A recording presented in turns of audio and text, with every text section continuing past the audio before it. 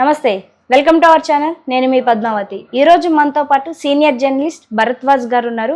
ఆయనతో మాట్లాడి మరిన్ని విషయాలు తెలుసుకుందాం, చూసేసేయండి. నమస్తే సార్. నమస్తే అమ్మా. సార్, యాక్చువల్గా పవన్ కళ్యాణ్ గారు గేమ్ చేంజర్ ఈవెంట్లో పాల్గొన్నారు. ఆ సంగతి అందరికీ తెలుసు. అయితే ఆ ఈవెంట్లో భాగంగా ఆయన స్టేజ్ మీద కొన్ని వ్యాఖ్యలు చేశారు. అయితే ఆ వ్యాఖ్యల్ని చూస్తుంటే గనక అది ఎందుకో కొంచెం వార్నింగ్ సెన్స్లో అన్నారు అని కొంతమంది పాయింట్అవుట్ చేస్తున్నారు. దాంతో పాటుగా ఆ వార్నింగ్ ఎవరికి ఇస్తున్నారో కూడా మాకు అర్థమైందిలే అన్నట్టుగా ట్రోల్స్ కూడా జరుగుతున్నాయి. అయితే దానిలో భాగంగా జగన్ గారికి కావచ్చు, అంతే దాంతోపాటు అల్లు అర్జున్ గారికి కావచ్చు, లైక్ సంధ్యా థియేటర్లో జరిగిన సన్నివేశాలకి అనుగుణంగా ఇవన్నీ కూడా చూస్తుంటే పవన్ కళ్యాణ్ గారు కావాలని అన్నారు, ఒక వార్నింగ్ చెప్పారు ఈ విధంగా స్టేజ్ మీద అనేసి కొన్ని వ్యాఖ్యలు వినిపిస్తున్నాయి. అసలు దీనిపై మీ ఒపీనియన్ ఏంటి? అసలు మీరేమనుకుంటున్నారు? నిజంగానే పవన్ కళ్యాణ్ గారు అలాగే అన్నారంటారా, లేకుంటే ఆయన ఉద్దేశంలో ఇంకేమని అంటారంటారు? లేదు, ఆయన నర్మగర్భంగా వింటున్న వాళ్ళకి కన్వే అయ్యే పద్ధతిలోనే చెప్పాడు. అంటే అక్కడ సమావేశానికి వచ్చినటువంటి ప్రజల్ని జాగ్రత్తగా వెనక్కి వెళ్ళండి, ఎటువంటి ఇబ్బందులు జరగకుండా వెళ్ళండి, ఇంటికి సేఫ్గా వెళ్ళండి, సేఫ్గా వెళ్ళటానికి ఏం చేయాలో అది చూసుకోండి ముందు అని 10 సార్లు చెప్పాడు ఆయన.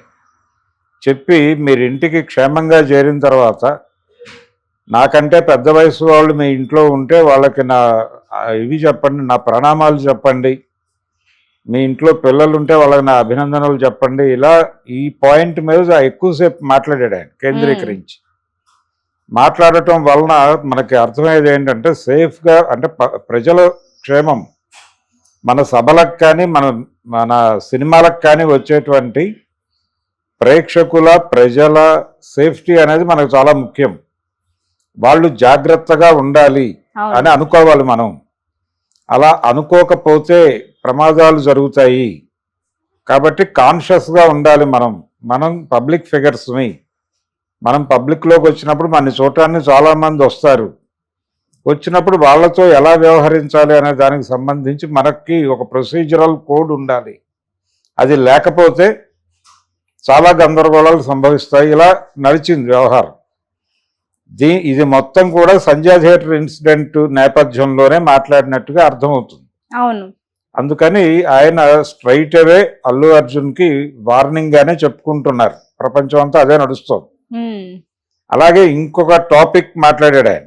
చిరంజీవి గారు ఇండస్ట్రీలో ఉండగా ఎంత కష్టపడేవారు, దాన్ని ఈయన ఎలా చూసేవారు అనేది.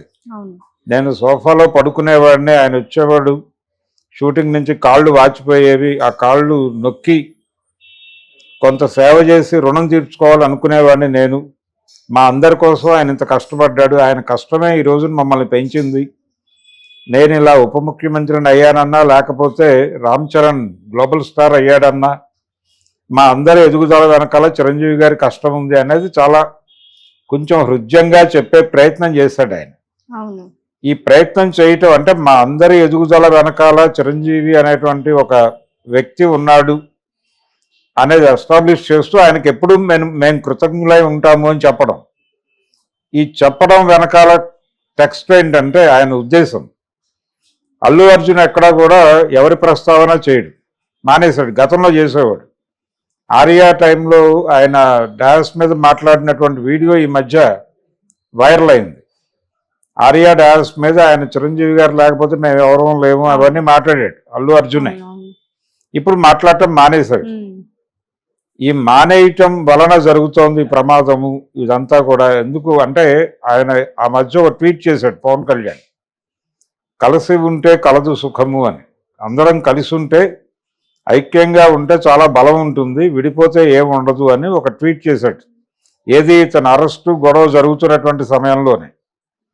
అంటే వాంటెడ్గానే నువ్వు మా నుంచి దూరం అయిపోతున్నావు, మా నుంచి దూరం అయిపోయి నువ్వు బావుకునేది ఏమీ లేదు, నష్టపోతావు దానివలన. కాబట్టి ఇప్పటికైనా తెలుసుకుని మళ్ళీ వచ్చి కలు అని ఒక ఇండికేషన్ ఆ ట్వీట్ ద్వారా ఇచ్చాడు. దాన్నే నిన్న ఆయన మాట్లాడాడు అక్కడ.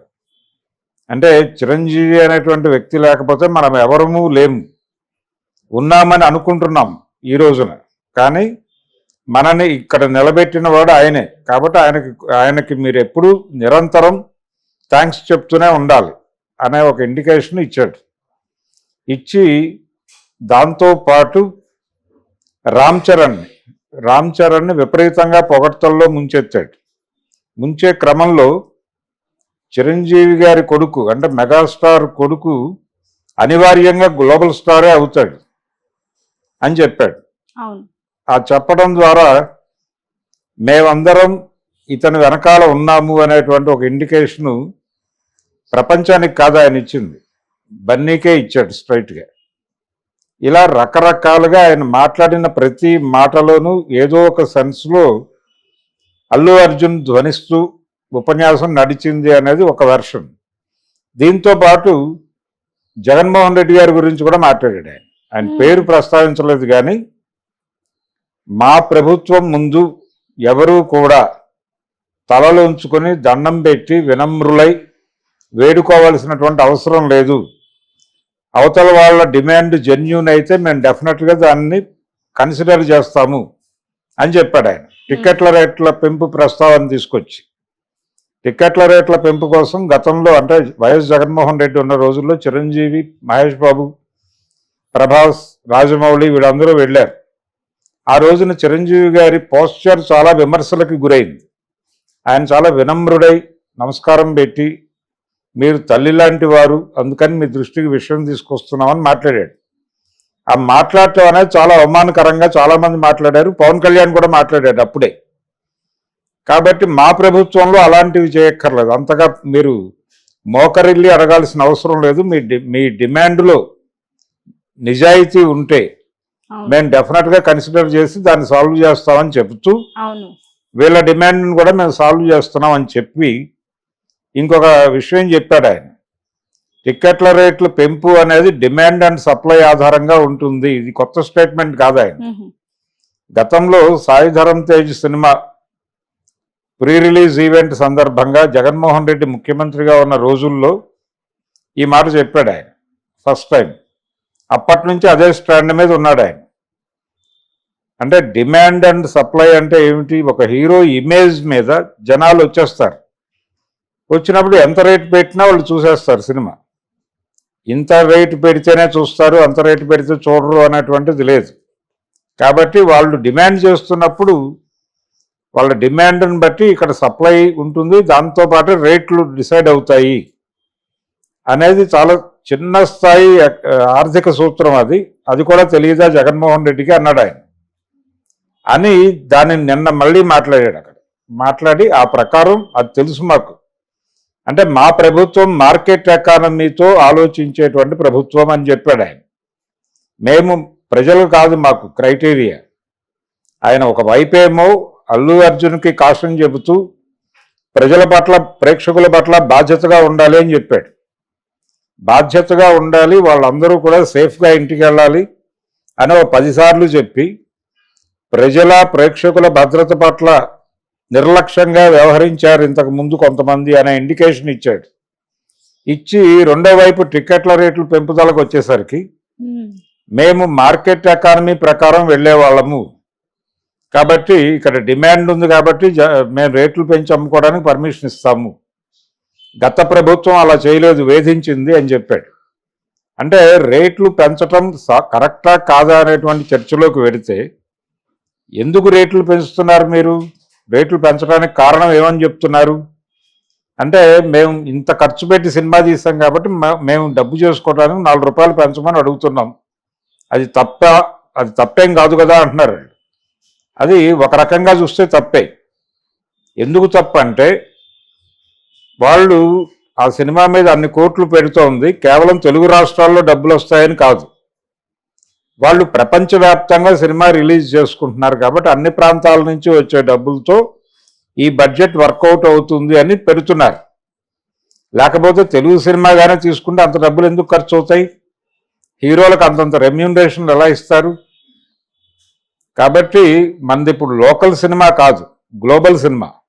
గ్లోబల్ మార్కెట్ను దృష్టిలో పెట్టుకుని మీరు డబ్బులు ఖర్చు పెడుతున్నారు తప్ప తెలుగు రాష్ట్రాల్లో టిక్కెట్ల రేట్లు పెంచి జనం నుంచి డబ్బులు బాధేయటం కోసం కాదు. ఇది తెలుసుకోవాలి ముందు ఆయన. దీని వలన జరుగుతున్నటువంటి నష్టాలు ఏమిటి అంటే, ఈ టిక్కెట్ల రేట్లు పెంచే సినిమాలు 10 మ్యాక్సిమం, అంతకంటే రావు. మిగిలినవన్నీ కూడా మామూలు సినిమాలే వస్తాయి. ఈ టికెట్ల రేట్లు పెంచుకునే సినిమాలకి ఇష్టం వచ్చినట్టు పెంచడం. ఇప్పుడు పుష్పకి 700 రూపాయల దాకా పెంచారు మల్టీప్లెక్స్లో. సింగిల్ స్క్రీన్లో 350 చేశారు బాల్కనీ టికెట్. ఇప్పుడు దీనికి తెలంగాణ ప్రభుత్వం ఏమో ఇంకా డెసిషన్ ప్రకటించలేదు. గేమ్ చేంజర్కి సంబంధించి ప్రీమియర్స్ ఉంటాయా లేదా అనేది ఇంకా చెప్పలేదు. ఏపీ గవర్నమెంట్ అయితే క్లారిటీ ఇచ్చింది, ప్రీమియర్స్ ఉంటాయి, టికెట్ల రేట్లు పెంచుకోండి, ఏం పర్లేదని ఆయన వేదిక మీదే చెప్పాడు పవన్ కళ్యాణ్.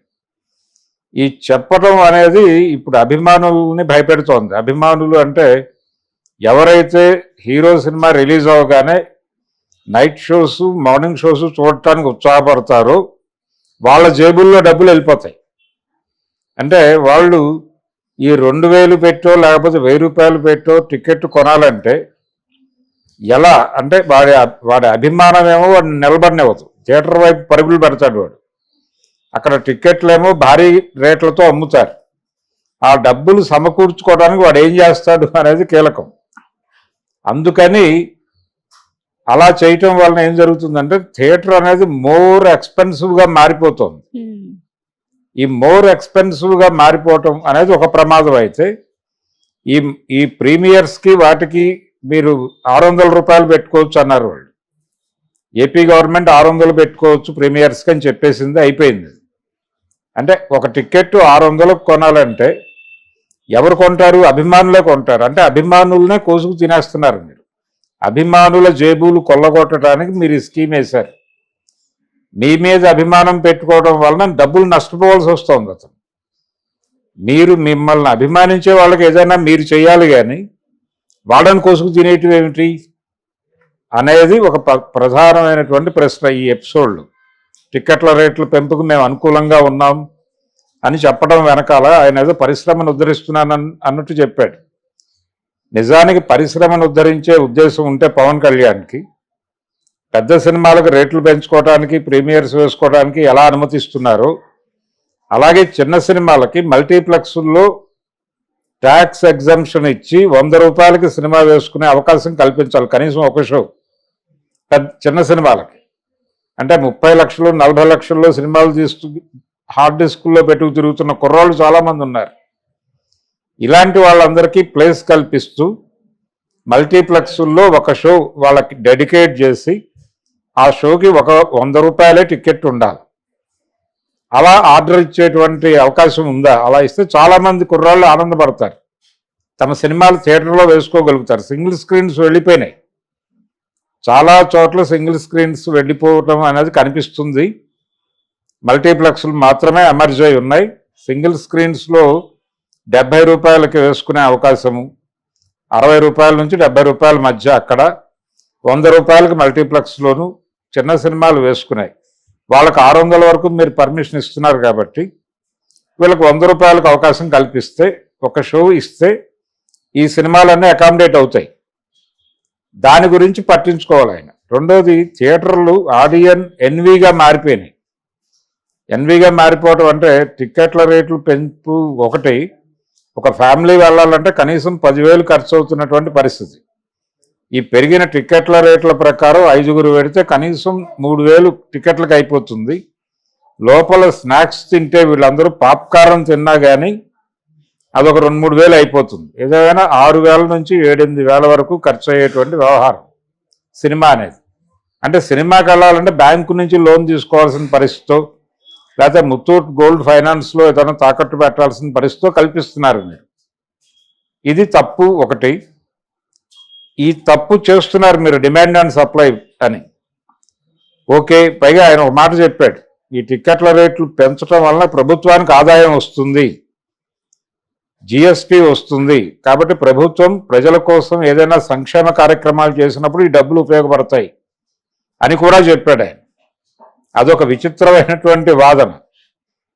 జిఎస్టీ తీసుకుంటారు, ఓకే బాగానే ఉంది, ప్రభుత్వానికి లాభం వచ్చేస్తే ప్రజలకు లాభం వచ్చినట్టుగా మాట్లాడుతున్నాడు ఆయన. ఇదొక ఆర్గ్యుమెంట్. ఇదంతా